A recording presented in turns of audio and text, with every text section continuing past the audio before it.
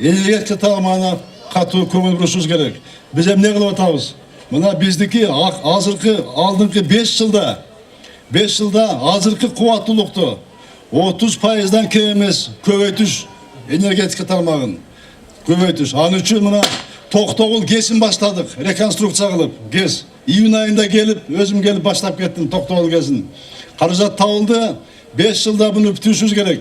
Бүтүрүп, ошондо Токтогул ГЭСи 35-40 жылга дагы мөөнөт узарат. Мөөнөт жетип калган болчу. Андан сырткары 240 мегаваттка кубаттуулугу көбөйөт.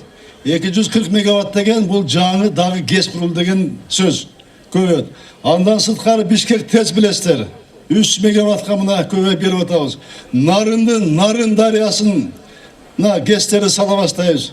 Кичи ГЭСтерди сала баштайбыз. Биз абдан чоң көңүлдүү энергетика бурабыз. Андан сырткары билесиздер, биздин ошону салгандай мүмкүнчүлүгүбүз бар. Сыртка сатканга. Биз азыр мына Өзбекстанга бул көрдүңүздөр, сууну сактап көп, Кудайым берди быйыл. 2 центтен сатып атабыз. Азыр Каса 1 деген проекттин долбооруна биз да киргенбиз. Кирип Тажикстан, Пакистан, Афганистанга азыр 2 цент болсо, келечекте биз 8 менен 9 центтен сата баштайбыз. Мына бул дагы мамлекетке каражат түшөт. Кыргыз көчү жолун улайт. Сооронбай Жээнбеков татыктуу талапкер.